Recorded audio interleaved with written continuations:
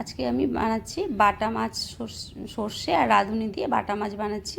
এই মাছগুলো দেখুন কি বড় সুন্দর তাজা মাছ, কেটে ধুয়ে ভালো করে পরিষ্কার করে নিয়েছি। তারপরে নুন হলুদ মাখিয়ে মাছগুলোকে কিছুক্ষণ রেখে দেবো এদিকে। তারপরে মশলাটা আমি বেটে নেব।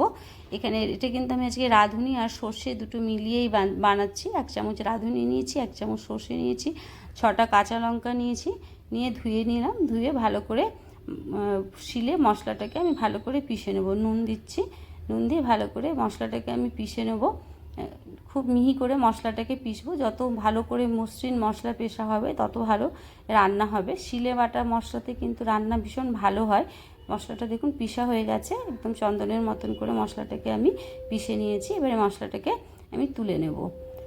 তোলা হয়ে গেছে। মাছটা কিন্তু আমি সর্ষের তেলেই বানাবো। সর্ষের তেল গরম হয়ে গেছে। একে একে মাছগুলো এতে আমি দিয়ে দিচ্ছি। 2টো ব্যাচে মাছটা আমি ভাজবো।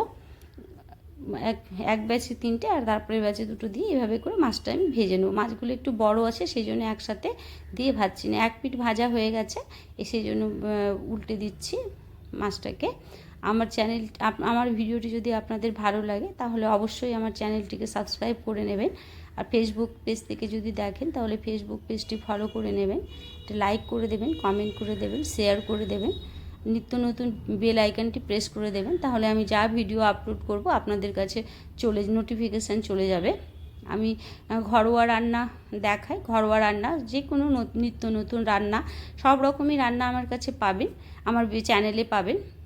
তো আমার সেই জন্য আমার চ্যানেলটি অবশ্যই সাবস্ক্রাইব করে নেবেন আর বেল আইকনটি প্রেস করে দেবেন। তাহলে যা ভিডিও আমি আপলোড করব আপনাদের কাছে চলে যাবে। এক ব্যাচে মাছটা ভাজা হয়ে গেছে, আরেক ব্যাচ দিচ্ছি।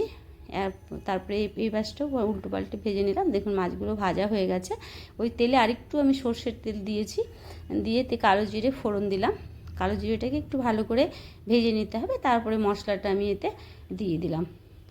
মশলাটা দিয়ে একটু মশলাটাকে ভাজতে হবে, একটু ভালো করে ভেজে নেব মশলাটাকে খুন্তি দিয়ে। খুব বেশি কিন্তু ভাজবো না, একটুখানি ভাজবো, কারণ সর্ষে আছে, তাহলে তেতো হয়ে যাবে। নুন আগে একটু দেওয়া ছিল, সেই বুঝেই নুনটা দিলাম। নুন দিলাম আর হলুদ দিলাম, দিয়ে আবারও ভালো করে আমি মশলাটাকে একটু ভেজে নিচ্ছি। আমি একদম শুকনো শুকনো করব। আপনারা যদি একটু ঝোল ঝোল ভাবেন যে বানাবেন তাহলে পরে কিন্তু একটু এতে মশলা আরেকটু দিতে হবে আর একটু জল বেশি করে দেবেন, তাহলেই হয়ে যাবে। কিন্তু আমি একদমই শুকনো বানাবো, সেই জন্য আমি একটু মশলাও কম দিয়েছি আর জলও আমি এতে কমই দেব। একদম গা মাখা মাখা, মানে মাছের সাথেই শুধু মশলাটা লেগে থাকবে, সেইভাবেই আমি বানাচ্ছি। জল এতটা জলে আমার হয়ে যাবে। ঝোলটা ফুটে গেলে আমি এতে মাছগুলো দেবো, দিয়ে আরেকটু ফুটিয়ে নিলে ব্যাস রান্না রেডি। মাছ ভাত দিয়ে পরিবেশন করুন দুপুরবেলা, খুবই ভালো লাগবে শুকনো শুকনো খেতে।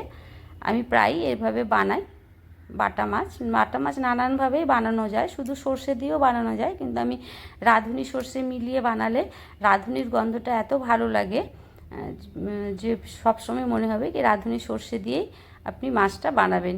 এভাবে করে মাছগুলো একদিক হয়ে গেছে, আমি আরেক পিঠও ভালো করে উল্টে দিচ্ছি, দিয়ে ব্যাস একটুখানি ফুটিয়ে নিচ্ছি। ফুটিয়ে নিই, ব্যাস রেডি হয়ে গেল। এভাবে মাছ বানিয়ে গরম গরম ভাতের সাথে মাছ পরিবেশন করুন।